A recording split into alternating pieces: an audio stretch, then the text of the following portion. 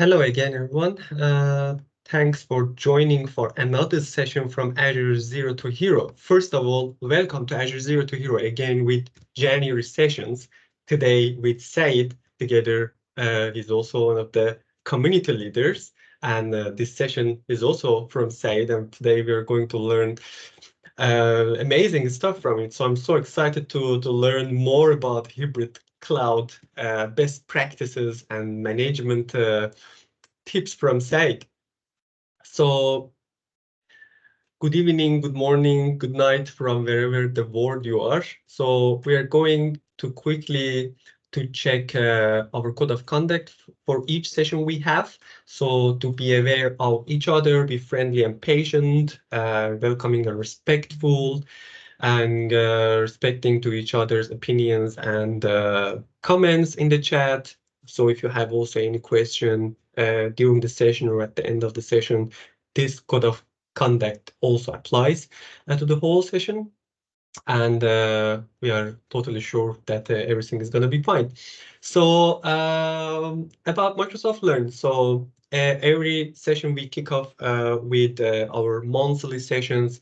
We love to share again with about Microsoft Learn and the plans and the things we are doing. So what is Microsoft Learn? So it's the best and the richest place ever that you can find documentation and training sessions, customized training paths, best practices, solutions, the question and answers you have about the services and technologies you are using from Microsoft. So I would always recommend make it your homepage, and you won't miss anything if you are, when you are, or if you are in this path. So Microsoft Learn gives you that identity actually.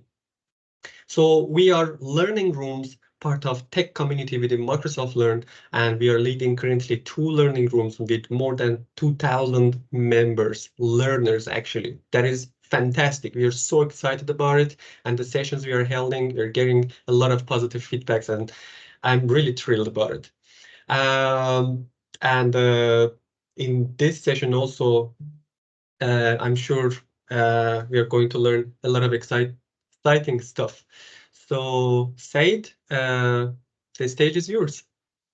Yeah, thank you so much, Hamid. And also we have Mohsen here. All of Yes. community leaders are together today. So yeah, I think it's another fantastic day. It's a really good time to share with you guys. And I'm happy here. As we mentioned before, announced it before, this session was scheduled for Hannes, but recently he sent us a message that he's not very well to be able to deliver this session. So we decided to not leaving you alone at this weekend. So why not? We should have another session, and we can talk about some new features, some services, and so on. So I decided to prepare a session for you related to centralized hybrid cloud management. And now we have time to learn together about different services, architecture, and so on related to this topic. So let's get started with this session. First of all, my name is Saeid Dahl. I'm Microsoft Learning Community Leaders of Azure Zero to Hero and MS4C. Also, I'm Azure Technical Leader and Senior Solution Architect of vSafe. And I'm working in Sweden. I'm in Sweden actually, so the weather here is amazing right now. So yeah, also, my main focus is on automation integration, hybrid cloud, and cloud adoption on Azure.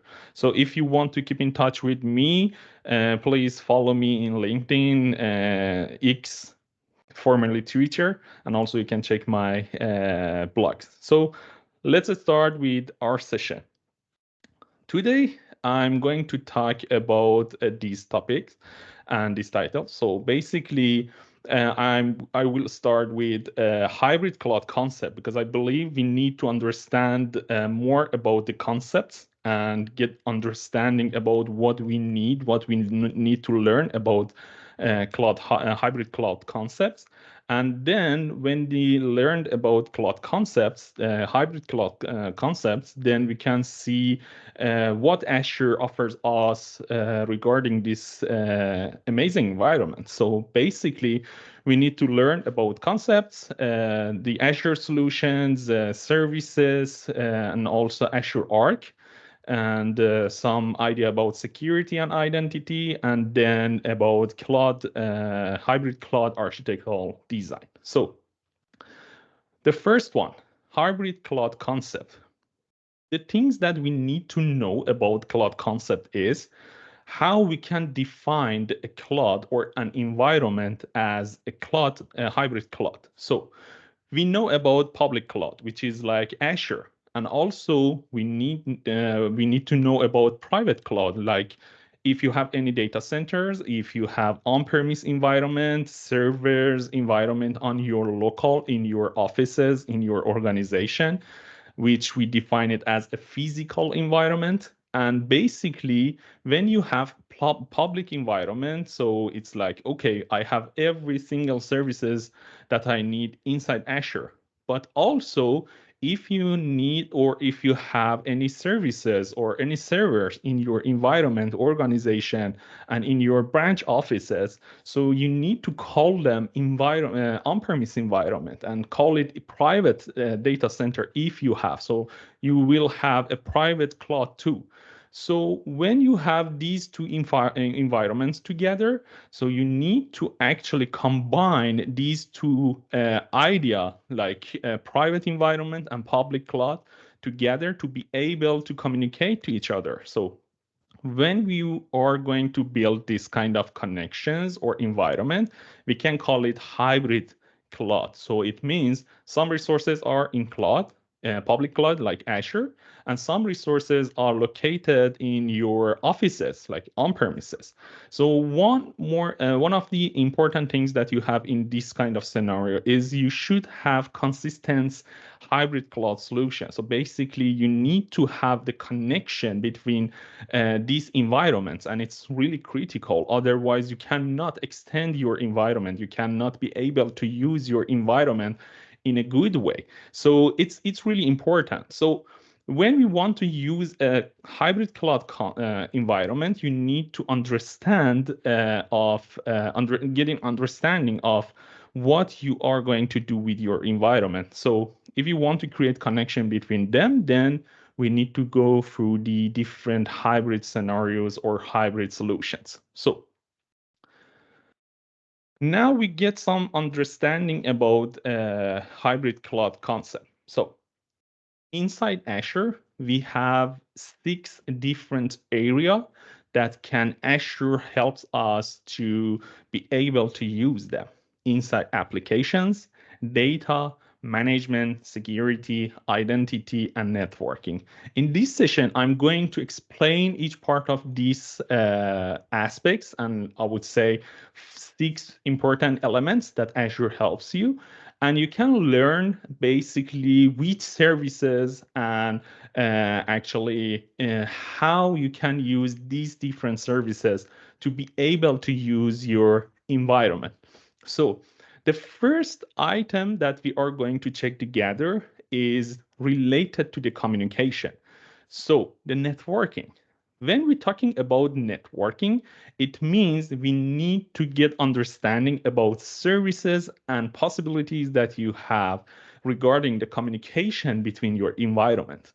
Azure provides you 3 different services that you can use, and you can be able to use these services to communicate between different clouds like GCP, AWS, and also maybe in on-premise environment. So let's start with the first one, which is Azure Express Route. So inside Azure Express Route scenario, basically you will have a provider, or let's say Microsoft partner, as edge of your network. So inside your on-premise environment, you will communicate with the provider or Microsoft partner, and they will provide you a possibility of using Microsoft Backbone. So it means you can be able to communicate with Microsoft resources either in Azure or Microsoft public services with a private link, which is the traffic goes through the Microsoft Backbone instead of like public environment like internet.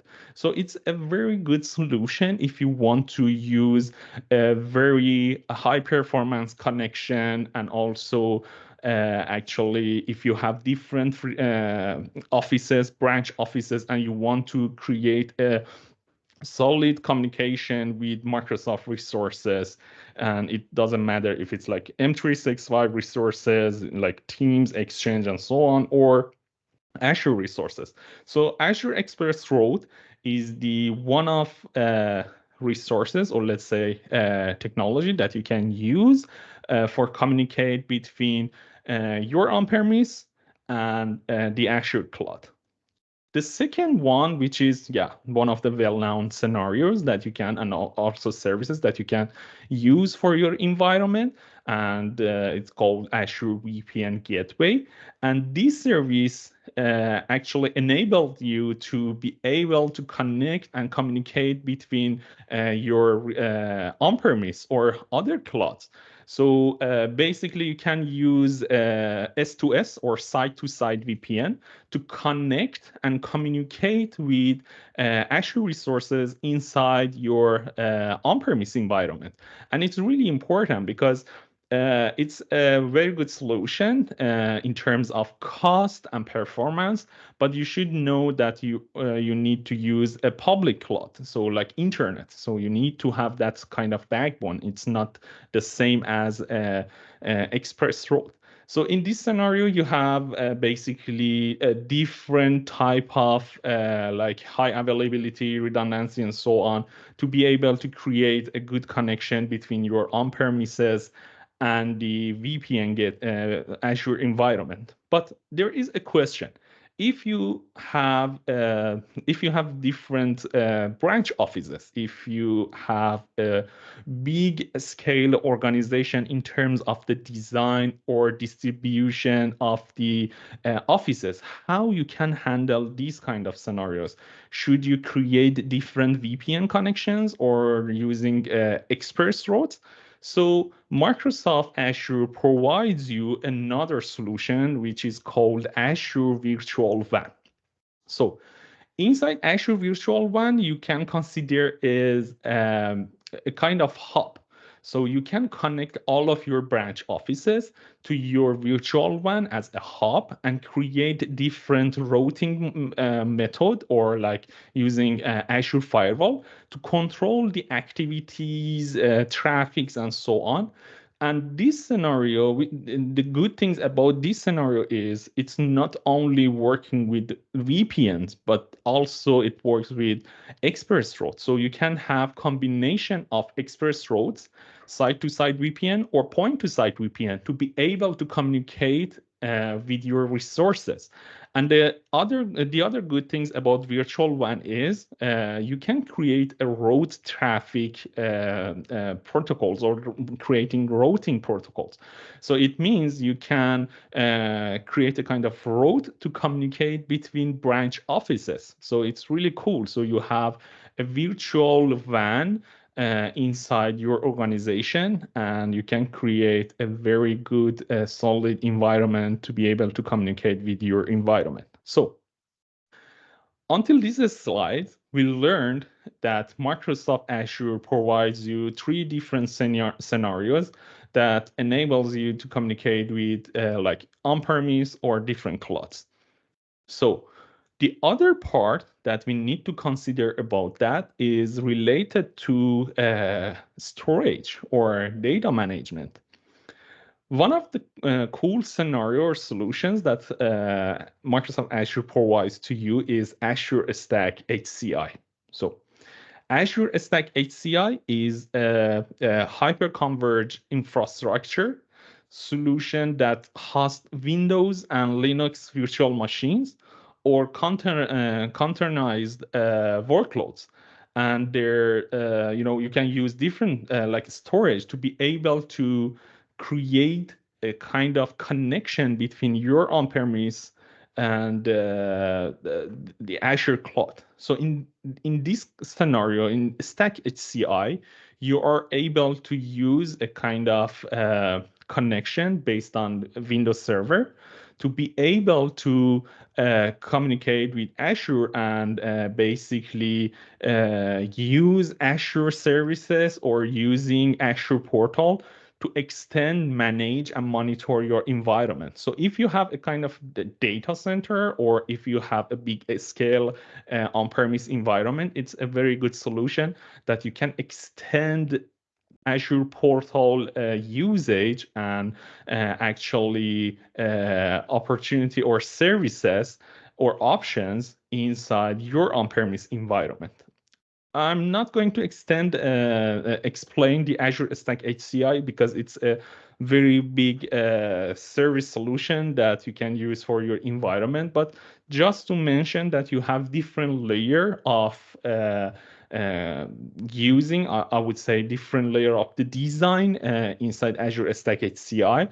That it means Azure Stack HCI, which is based on kind of OS Windows 2022, and it helps you to communicate with partner hardware like VMware, Hyper-V, and then use that kind of communication services to be able to use Azure Kubernetes, like managing VMs, VM servers, Linux servers, inside Azure portal. At the end of this session, I will go into Azure portal. I'll show you some part of this kind of scenario, not Azure Stack HCI, but the other service of Azure that you can get a bit more understanding about how you can basically use Azure portal to control and manage your on-premise environment. So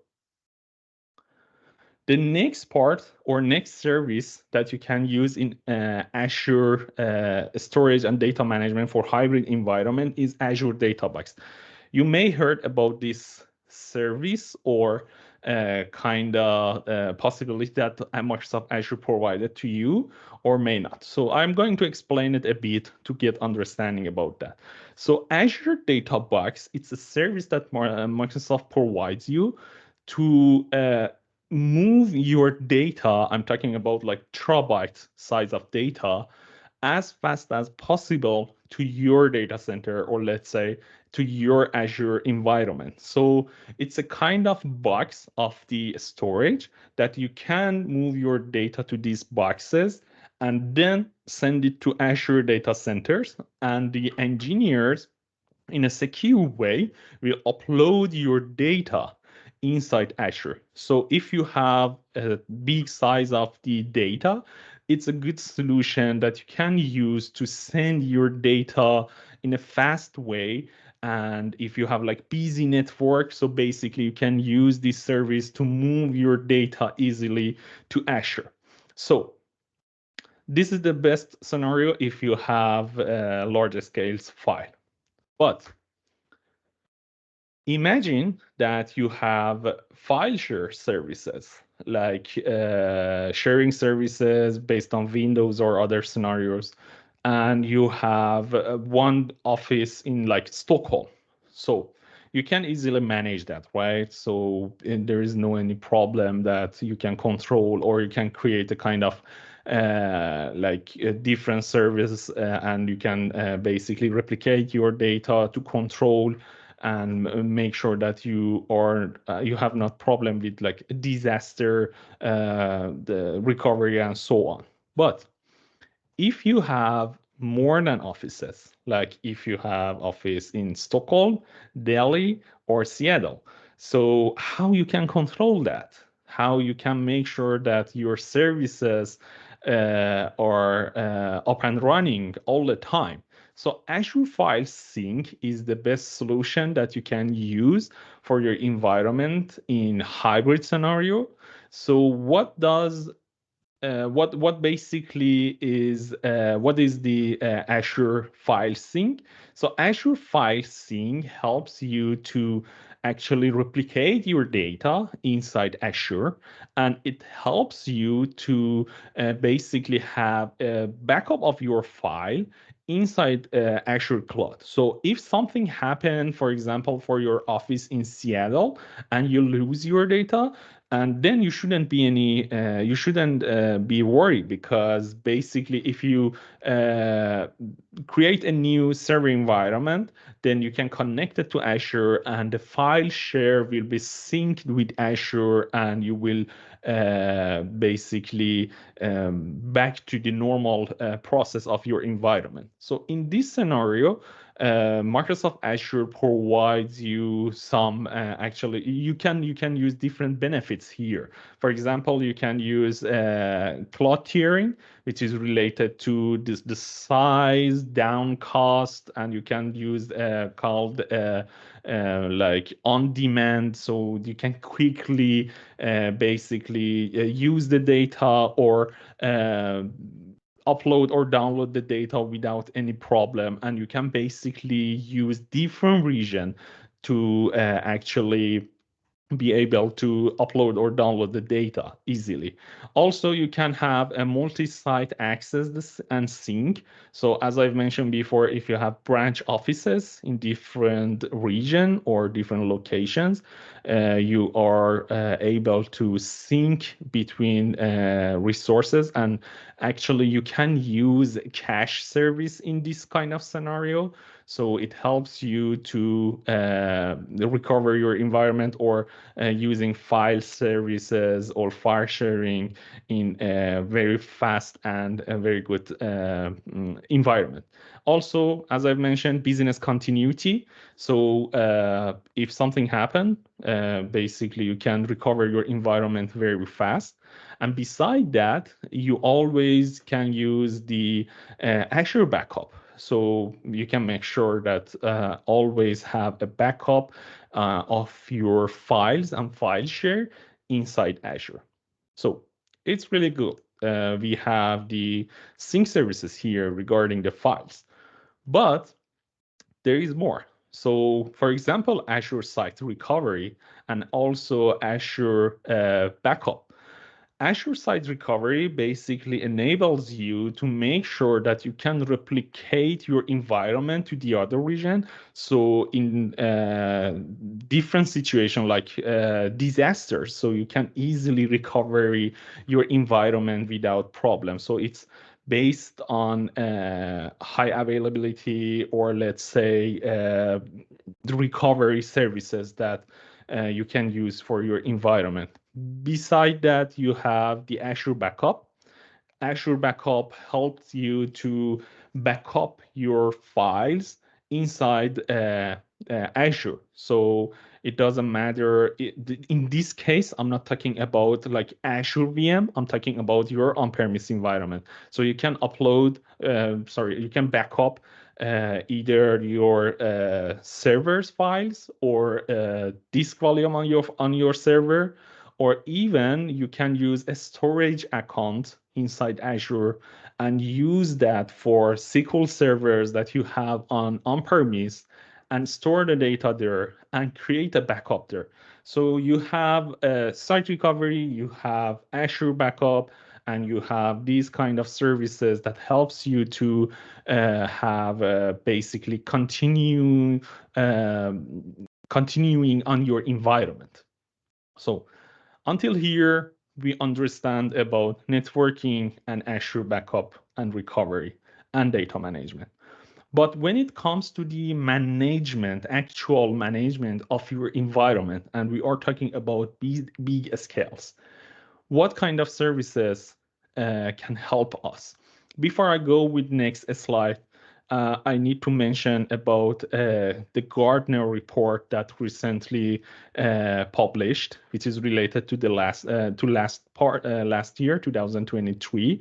And on that report, actually, I would say Microsoft Azure is the king of hybrid environment, and that's true because Microsoft provides a lot of solutions that you can use for different hybrid environment, different clouds, on premises, and so on. So it helps you a lot.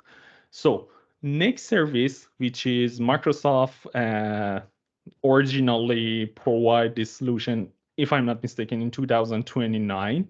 And it's very, very good solution to control and manage your environment. So I'm talking about Azure Arc, the central management tool. So I put a Microsoft diagram here, which is a high-level design of Azure Arc and the possibilities and actually all of things that you can use about Azure Arc. I encourage you to go and learn about Azure Arc in Microsoft documentations. Either you can use, you can check my videos that I provided some information about Azure Arc. I'm not going to deep dive into Azure Arc right now, but I need to explain you a bit about this service. So how Azure Arc does work.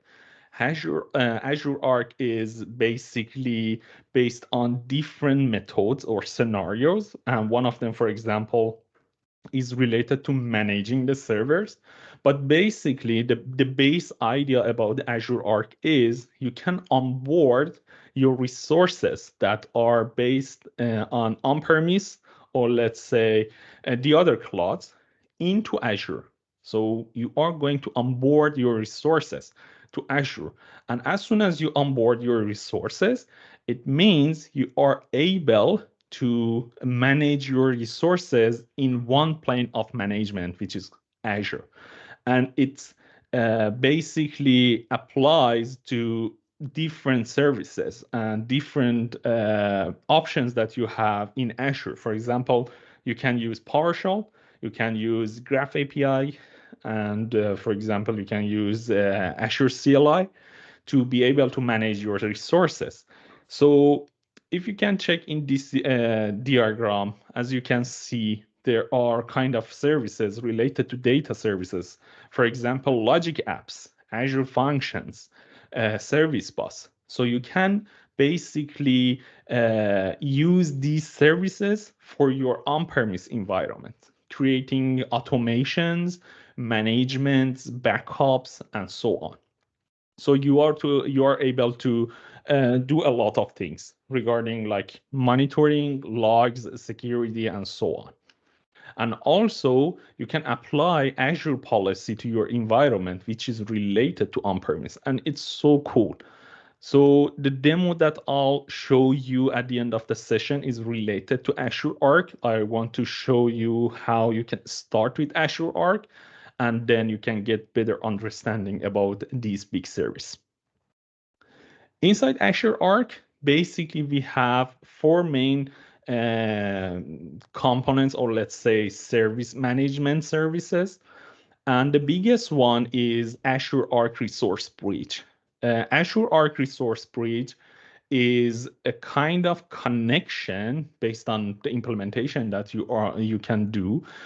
Basically, it create a kind of connection between your like different vendors that you have in your on-premise, like VMware or SSCM, which is like server management inside on-premise, like Hyper-V.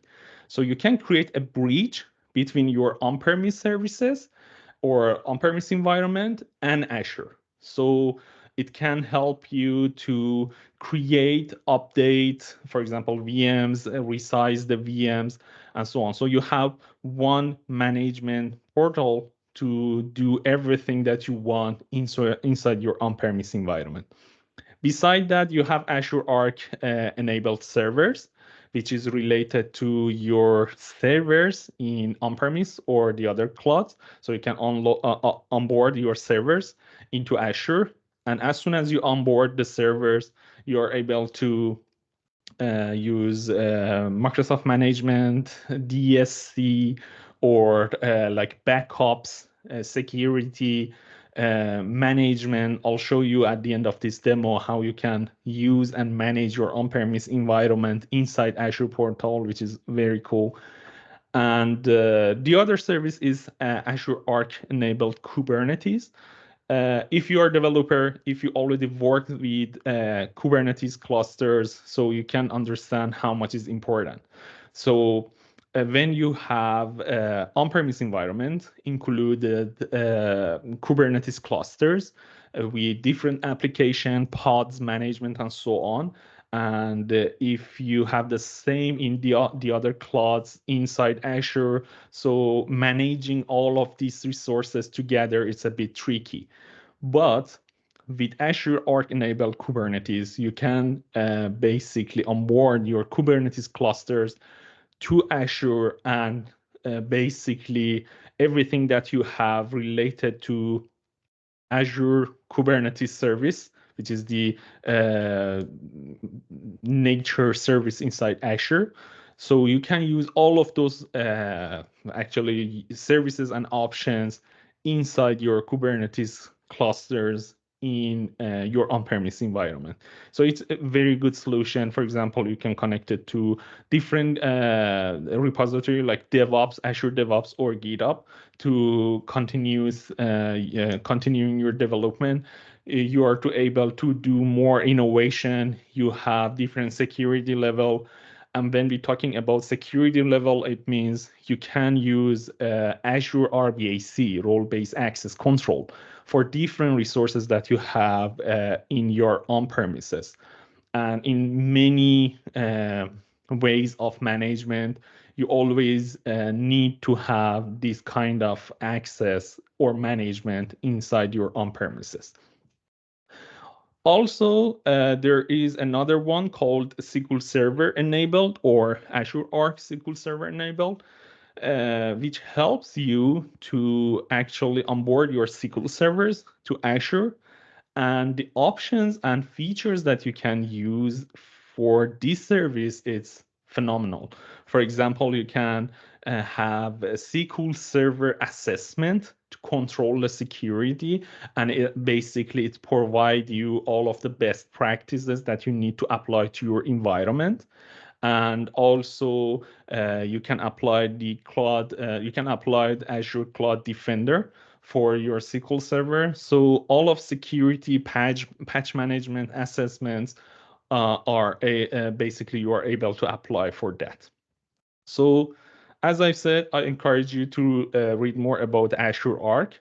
But at the end of this session, I'll show you how you can basically use Azure Arc. So Azure Arc as a landing zone accelerator.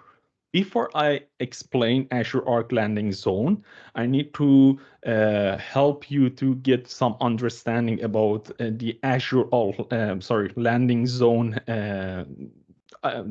concept.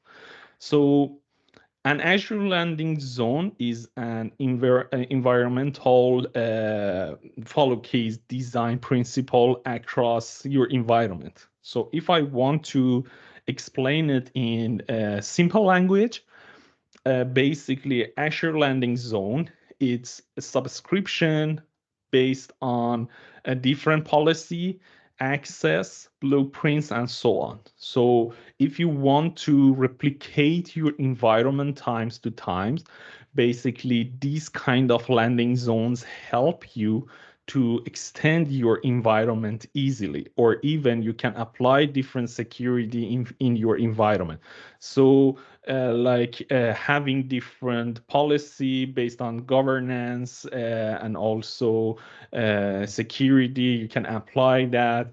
You can create a different control level on your subscription. So landing zone is like that. And Azure landing zone is a kind of the same, and you have different policy level based on your usage. And when you apply that kind of landing zone, or let's say Azure landing zone in your environment, you have a subscription which is ready for Azure Arc. So basically the most security and policy things will apply to your subscription, and you can make sure the subscription that you are using basically is following the Microsoft best practices.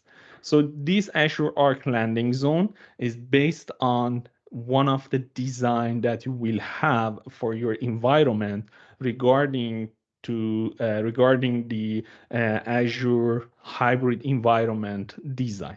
So you have to make sure about that you following those best practices. Next part is the important part, security and identity. So when it comes to security, we have Microsoft Defender for Cloud and Microsoft Sentinel. When we're talking about Microsoft Defender for Cloud, you have two options. You can install the agent on your actual on-premise, or you can use Azure Arc. So if you use Azure Arc, it means you already onboarded your server to cloud in Azure Cloud. So you can apply different part of the Cloud Defender security.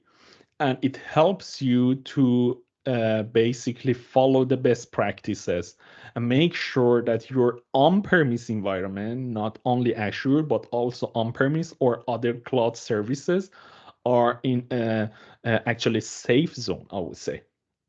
Also, Microsoft Sentinel help you to follow the SOC, right? So you can actually uncover for example, the securities, the problems, and you can basically make sure that the services and on-premise environment that you are using are following all of the threat management system for your environment. So combination of Defender for Cloud and Sentinel will help you to make a secure environment, make on-premise a secure environment in a scale of your organization.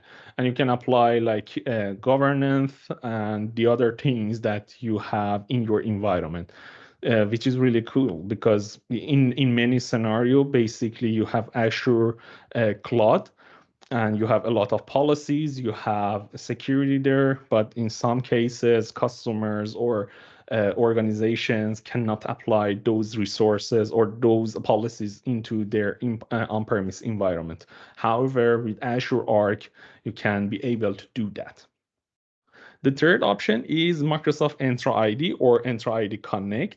So if you have like Active Directory included in your user management, or if you have a specific services, or let's say Active Directory Federation services, you are able to connect that kind of services that you have in your on-premise and sync your users, policies, groups, and passwords to Azure, and you can apply different layer of security for your services inside Azure Cloud. And it helps you to control user security too. For example, you can use Entra ID different features to, for example, identify the risk of the users. So it's not like before. You easily control the users, but in one plane of the management, which is Azure. So having security and identity connection and integration between your on-premise and the cloud is the other option that basically you have with Azure environment.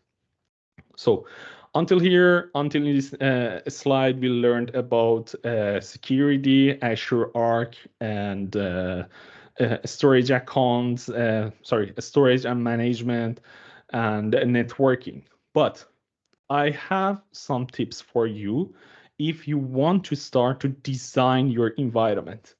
So when it comes to the hybrid cloud architectural design, basically, based on my experience, I would say, I realize these 5 options, or let's say these 5 elements are important. You need to identify the hybrid network architecture. For example, if you want to use express routes, or if you want to use VPN or virtual WAN, or you need to identify that. You need to basically have it inside your design to decide which one is the best for your environment. For some big organization, they can use like a virtual one with different methods like VPN, express route, and point-to-site VPN combinations. Otherwise, for small or medium business, VPN should be fine. In the other hand, you have application and workload considerations. This part is a bit related to cloud adoption too. So when we are talking about Azure Cloud Adoption Framework, so we need to consider about the way that we are going to use our application when we are in a hybrid cloud situation, I would say. So if you have an application in your on-premise, maybe you can adopt that into cloud. So in some scenarios, maybe you do not need to have that application in your environment, like on-premise. Otherwise, in some scenarios, you have a SQL server and you are not going to, basically, you are not able to expose that SQL server to any open connection, like even outside your isolated environment. So in this kind of scenario, so maybe you need to use data services inside Azure. So you need to consider about the application and workload consideration. Application and workload. The other part is about scalability. So if you want to have a scalability, innovation, hybrid environment based on Azure Arc is the best. Also, you have availability and resiliency. So it helps you to using different resources inside Azure and actually leverage that kind of services to your on-premise. If I give you an example, maybe you need to have a load balancer. So that load balancer should be in Azure, but basically it works with on-premise environment. So how you can handle that? You need to consider about that inside design and also in high-level design that you are going to implement for your environment. And at the end, we have management and governance, which is very, very important. So if you check cloud adoption framework, you can start with strategy, plan, adoption, migration, and so on. But one of that steps that you have to continue on processing and improvement is actually governance, security, and management. So you need to continue this this part in entire of implementation of your in your solution. So regarding management and governance, you need to define the role, policies, security levels, access, and so on inside your design.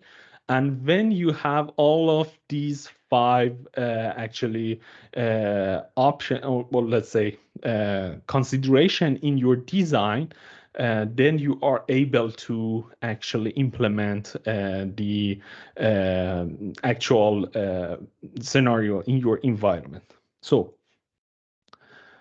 all of these things that I wanted to say actually are related to hybrid environment, design consideration, services that you can use. And my goal was to give you an idea related to hybrid environment. Actually, I'm the last in the last slide, but before I go for possible questions and so on, I would like to show you some part of just a second of Azure environment regarding hybrid and Azure Arc.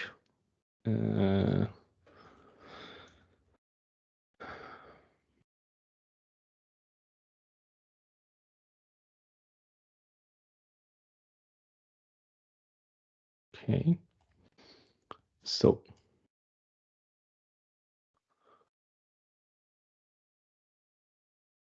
here, I'll show you how you can start with Azure Arc. So if you go to Azure portal and navigate to Azure Arc, one option that you have here is Arc box. So what is the Arc box? Before I explain this one, I'll show you this page, Azure Arc Jumpstart. It's a project managed by Microsoft, and it's super cool because, as you know, implementing the hybrid environment, testing the hybrid environment using Azure, it's a bit complicated because you may not have those resources or different clouds to be able to use that. However, if you use Azure Jumpstart, Azure Arc Jumpstart, you have different, they call it universe. You have different universe. So you can use them to implement in your environment, and you can start testing on your environment. So you have Jumpstart Stack HCI, which is replicate HCI box in your Azure environment. You have ArcBox, Agora, and other scenarios. Here, you have ArcBox, and inside ArcBox, you have actually different scenarios. You can check azurejumpstart.com to learn more about that. However, if you want to start like immediately inside Azure Arc, there is ArcBox. So Microsoft actually replicated two scenarios of the ArcBox in Azure Arc environment inside Azure portal. So you can easily basically deploy that by some clicks. And also you are able to see the cost of the environment and resources that it's going to be implemented. For example, in this scenario, it says 5 guest virtual machine based on Azure Arc and like Kubernetes, data services, and all the resources that need to be implemented. Also, you have the Bastion. And if you press, for example, next, you just need to get actually some information to the service. And as you can see, it's going to create a principal application because it needs to be done before the actual implementation. After you added this information, it's going to implement all of resources, and you just need to sit back and just enjoy the implementation. And when it's done, you need to go to your resource group, and you can see all of resources that it's created automatically or are created automatically. And there is an server here, ArcBox client, and you need to actually one time running and connecting to this server by RDP. And as soon as you connect it to the server, the rest of implementation and configuration will be done by this actually client.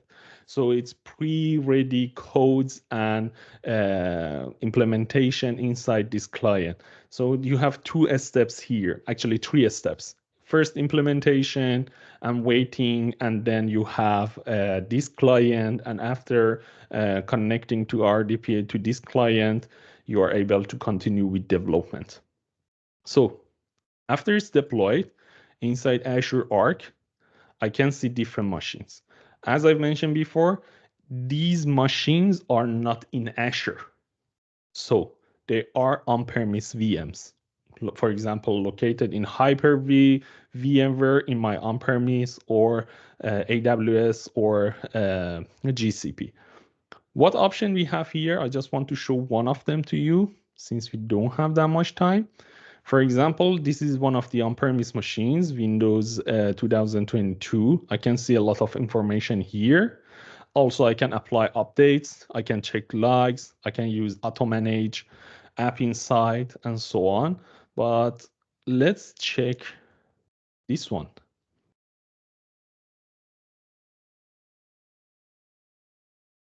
After you enable Admin Center for your on-premise VM, you actually have access to do all things that you need to do. So I can see live metrics of my VM. For example, I can use PowerShell to run the code on my actual server, or I can use remote desktop, which is pretty cool. I can easily connect to my on-premise machine without any problem, just need to have username and password. And beside that, also I can apply different updates like Azure Update Management, for example, specific updates. And you can imagine how much is important when you have like 100 servers. You are able to manage them in actually one action. And the other options that you will have. And one more things here, SQL Server, for example, in this case, I can use a Cloud Defender for my SQL Server. As you can see, I have some assessments here that I can check. For example, go for high level one. There is some remediation steps and some description, so I can easily fix the this issue on my SQL servers, on-premise SQL servers. I can see some databases that I have, and all of these things are related to Azure Arc. One thing that I need to mention when it comes to, for example, servers, you do not need to open any ports to be able to use Azure Arc. And this is the good things about Azure Arc. You only need to have an outbound connection to Azure. And beside that, you can onboard your servers, for example, by a private endpoint or public endpoint or by proxy. So this is a very secure way that you can manage your on-premise. That's why we should say that Azure is king of hybrid environment right now. So yeah, actually that's all. And I'm end of my presentation. I'm not sure if we have any questions, Hamid and Mohsen. In the chat, actually, I can see a chat that is happening. I guess we also have several questions in the chat story you can go through. I think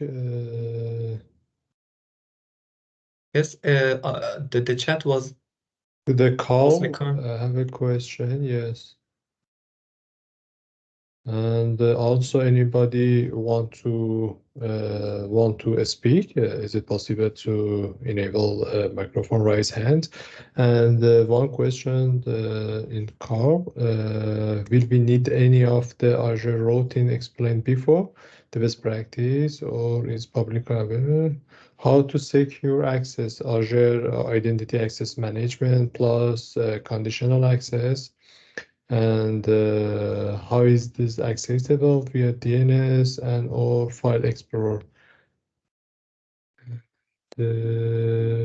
I think it's more conversation between peoples, and I like to see Yeah, that. It's kind of Q&A in the chat. So. Yeah, actually, I love it. I actually, love to as a see that. call, raise hand. Let me avail your microphone. Yeah, call. You can ask your question. You need to unmute yourself also. It's enabled. Yeah, I enable.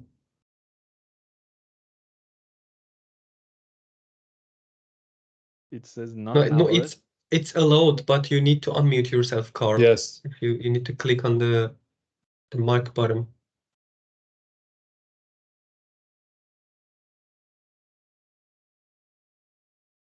Oh, that's Oh, interesting. it's grayed out. I will It's disable weird. and now and enable again. You can just check again if that works. They're re-enabled.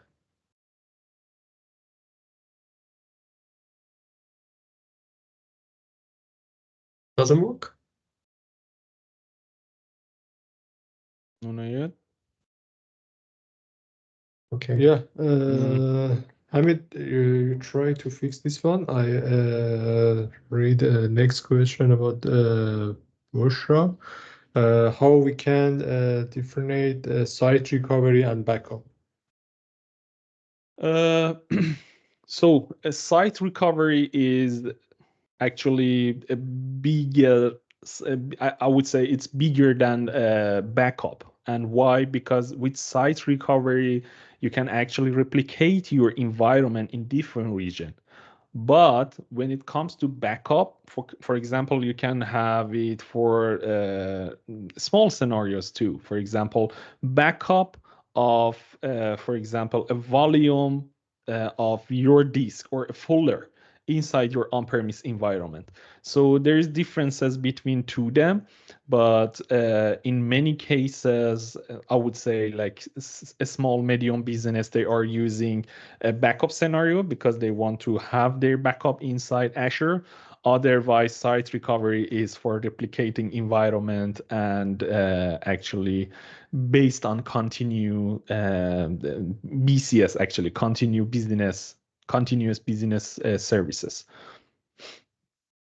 Right. Other question?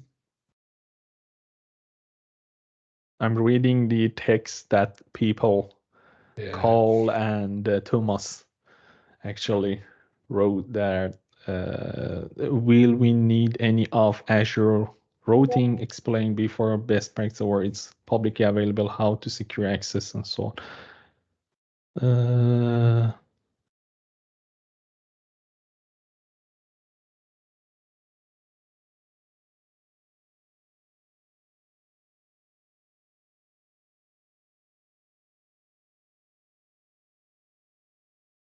We have a I question think we from have Thomas. I'm gonna also allow Mark for Thomas. Let's see if it works for. Can you try to unmute yourself, Thomas? That's enabled.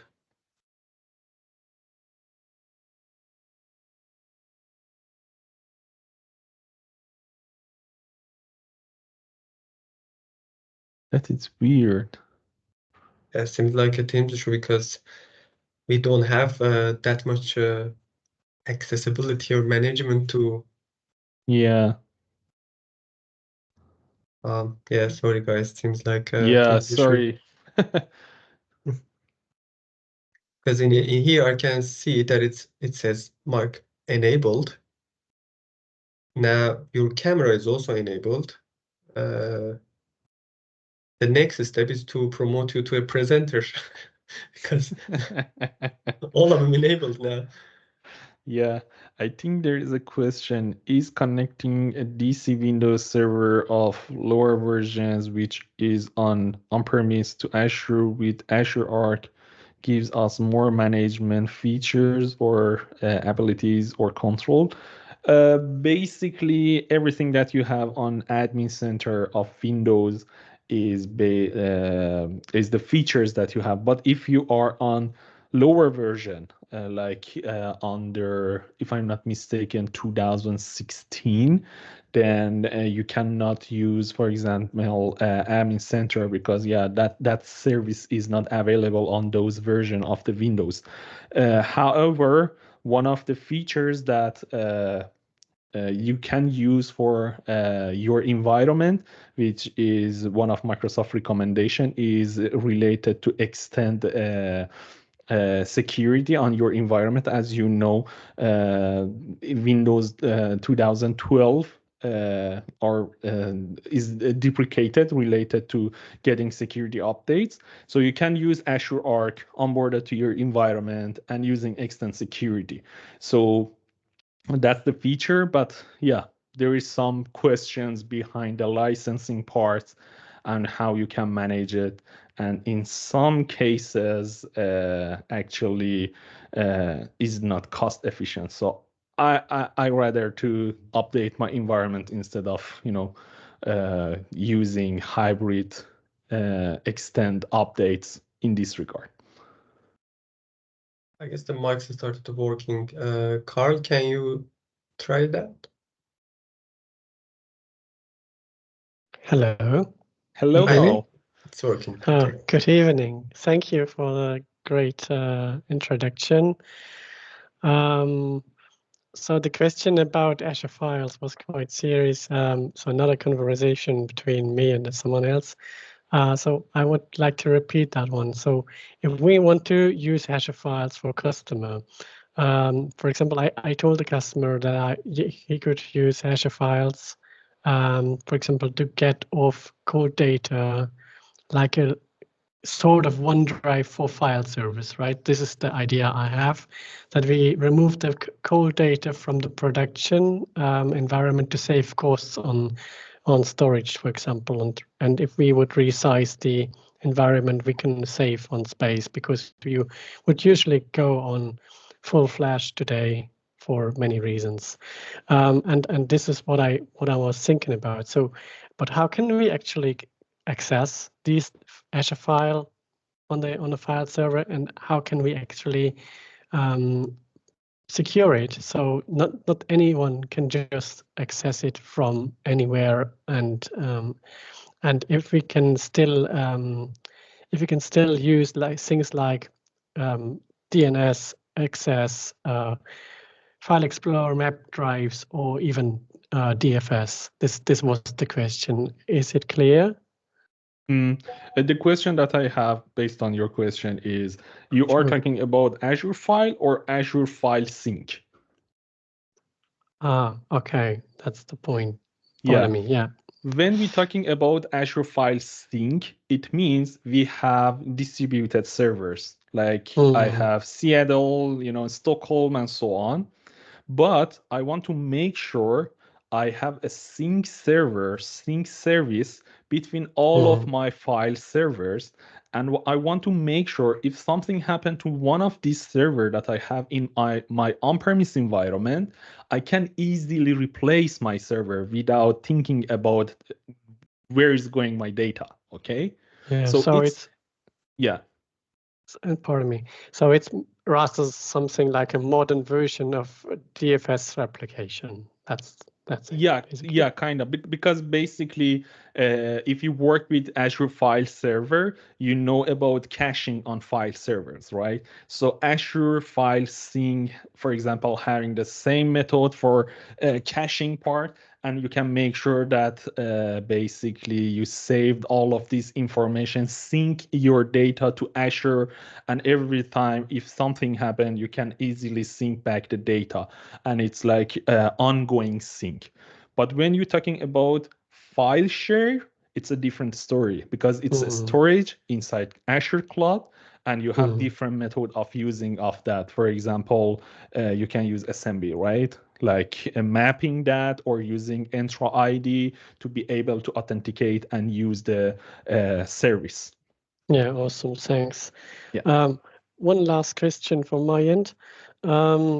You spoke about the Azure landing zone, and I've just learned about that there is a renewed one of the Azure landing zone, so like V2. And I'm just in Portal Azure Com, and I've looked up the term. So when I was searching for Portal Azure Com, search for landing zone, something I get is landing zone app from the store. But it's not that what you're talking about, is it? Because I mean, how can I basically, if I start at 0, how can I basically adopt this landing zone and something that deploys it to me so the basics are correct? This is what I understood. So is it just a conceptual thing, or is it something I can really click in Azure and say, okay, please deploy this landing zone? Yeah, thank you so much for this question, because I think it's a very important question, and we need to understanding that very well. Why? Because when we're talking about Azure Landing Zone, we need to know Azure Landing Zone is a small part of Cloud Adoption Framework. So the first things that we need to learn is Azure Cloud Adoption Framework. And that Azure Landing Zone is part of that. So when we're talking about Azure Cloud Adoption, we have different steps from strategy to the end, and some part of regarding, governance, security, and so on. So in part of adoption and plan, basically we have the landing zone part. So before that, we have a strategy and plan, and then we have landing zones. So how is landing zone basically helps us in this regard? When we're talking about landing zone, you have two options. First option is you learned about Azure Cloud Adoption Framework. You learned about all of basics, and you learned about all of best practices. So you are able to create your landing zone without any problem based on things that you learn, which is related to policy, security, strategy, and so on. However, if you want to start it from the hands-on experience or using some default best practice from Microsoft, there is some items called Azure Landing Zone Accelerator. So if you check for that one, you can easily click that one and then fill it out some information regarding your environment. And based on that ARM template, it's going to create landing zones for you. So basically, you can use that accelerator to be able to implement Azure Landing Zone in your environment. But the first step is learning about cloud adoption. Thank you so much. I just tried that one with filling that out, and I was pretty much scared about the price because it's about 1,200 a year. So for just trying it out, I was a bit surprised about that. So when you search for landing zone, there's an app in the store, like landing zone app, and I'm not sure if we are on the same page, but you have to fill some things out, and then the price is quite high for trying this out, even when you're just having the usual credits that you have from Visual Studio or something like that. So I cannot make an idea about it. Pardon me. Yeah, maybe we are not on the same page, but I guess the link that you sent for me is the actual plan of the Azure Landing Zone. And if you scroll down to Platform Landing Zone Accelerator, so you can see deploy to Azure. So if you want to deploy the first landing zone with Microsoft best practices, you can use that one, and that one is free. Okay, thanks. That's enough. Please spare some time for the others. Thanks. Yeah, thank you too much. So, more questions or? Any other questions? Okay, Thomas, your mic should be also working now. You can try to unmute yourself. Yeah, I guess. I think it's working now. Yeah, we can hear you. Go ahead. I want to make some addition to one thing that Carl said.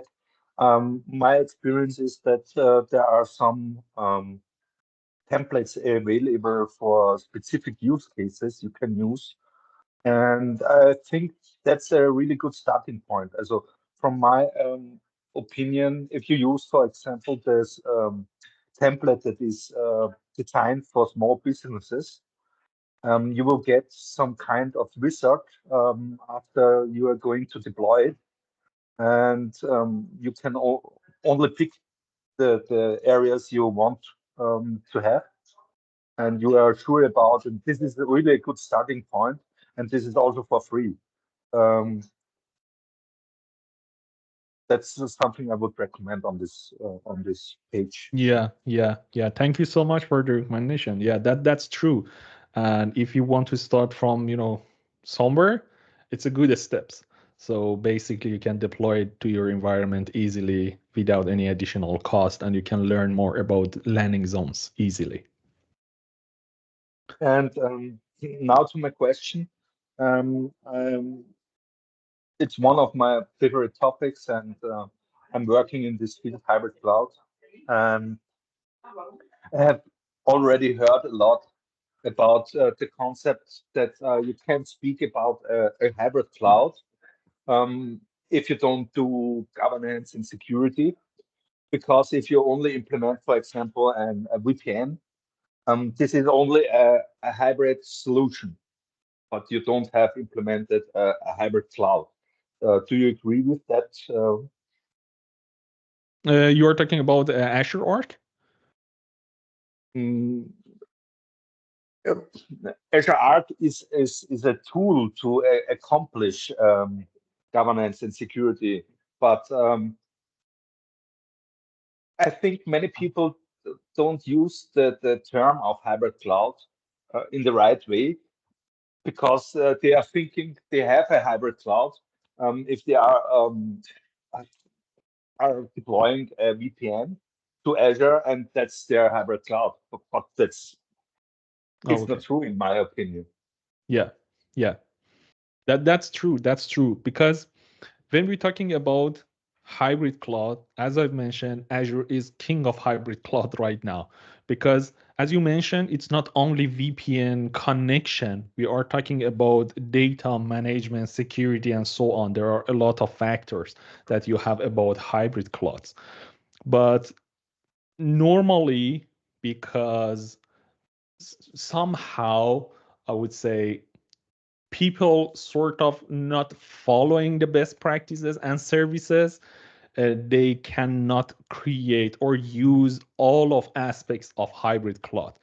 And it's not only about connection, and I'm agree with you, it's not only VPN, it's not only communication between on-premise other clouds to Azure cloud. We are talking about best practices, security, connections, and other things that we can have. So combination of that, we can call it actual hybrid cloud. Otherwise, it's just normal connection, like from on-premise to the cloud, some sort of routing maybe if it's possible. But in many cases, people easily forgot to use some security level and features that they can use for their hybrid environment. So I agree with you, actually. Okay, thank you. Yeah, sure. Okay. No more question, I guess, right? Yes, I think so. Yeah.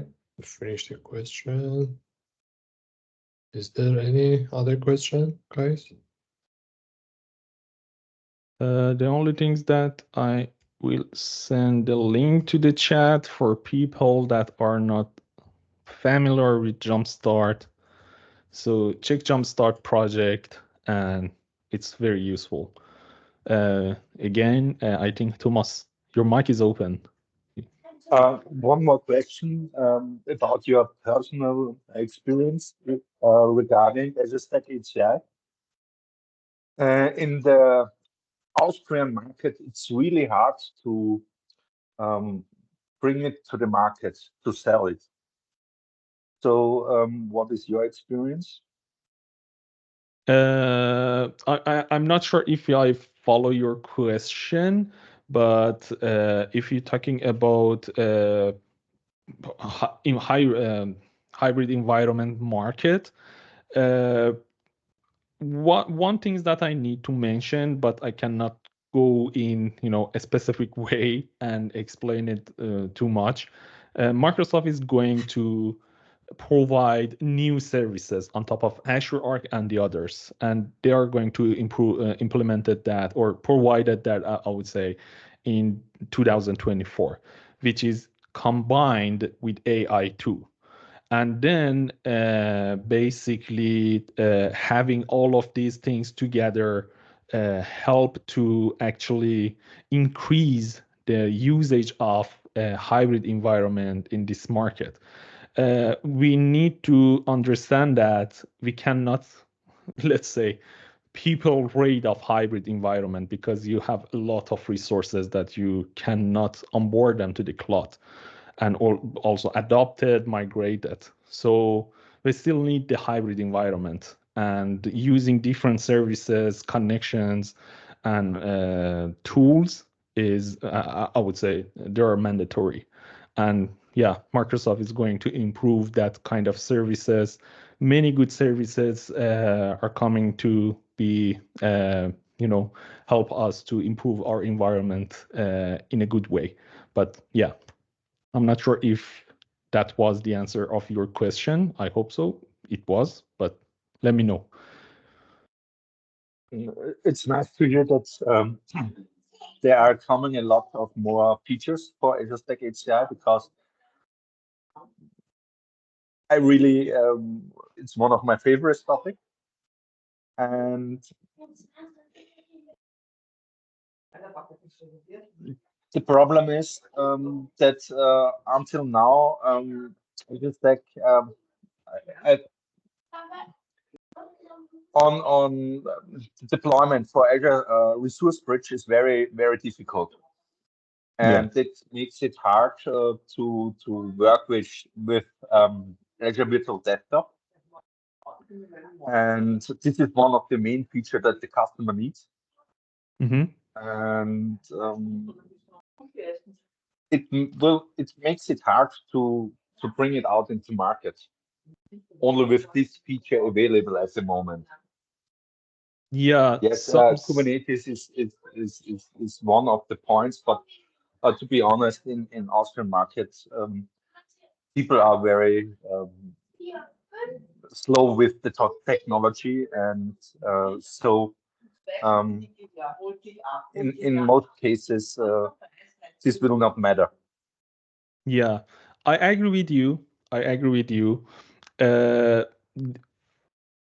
The first thing, I'm not sure if you tried jumpstart scenarios before or not, but if you haven't tried that yet, jumpstart providing Azure Stack HCI, so you can easily deploy, not that much easily, but you are able to deploy Azure Stack HCI as a test environment. You can start testing, getting a hands-on experience on that.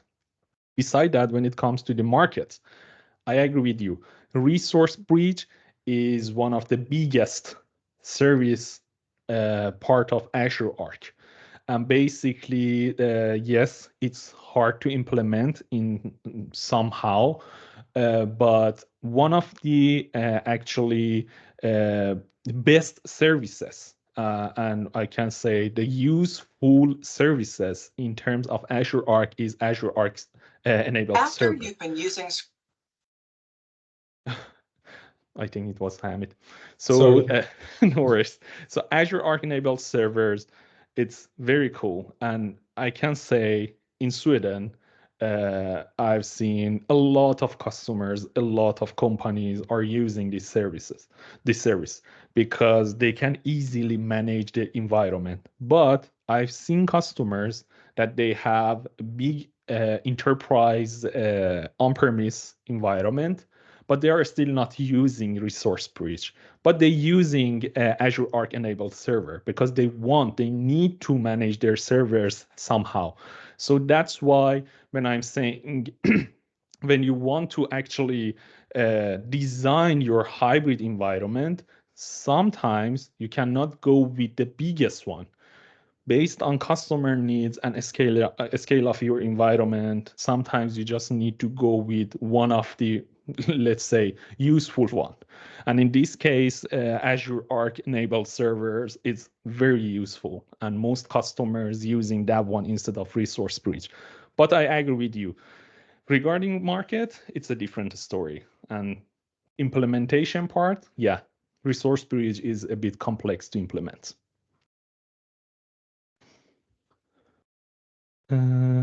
There's a question. Azure is no longer working for what I have. We need to wait for upgrading existing. Nothing happening before. Yeah, Azure Resource Bridge. As I said, Microsoft, Azure Arc team is working on this part of Azure Arc in like every day. But Resource Bridge needs to be testing by different customers. And there are not that much customers out there to using Azure Resource Bridge. I've tested Resource Bridge several times, but in my test environment. So yeah, that's a different story, and I agree with you too, Carl. So if there is no more question, I think it's time to wrap up the session. And thank you so much, everyone, for... Okay, Carl? Yes, no? Okay, yeah, it was a reaction. So thank you so much for everyone joining us Okay, Hamid, you are host. I will stop. Now I'm muted. Just go on, it's okay. But yeah, thank you so much, everyone, for your collaboration to answers and the chat that we had here. It was amazing. After session, I will read all of these things. I believe I can find a lot of good information in these chats. Thank you so much, Carl and Thomas, for your questions. And yeah, wish you a great weekend ahead. Amazing. Thank you. Take care. Thank Bye. you. Great weekend. Cheers. Bye-bye. Bye-bye.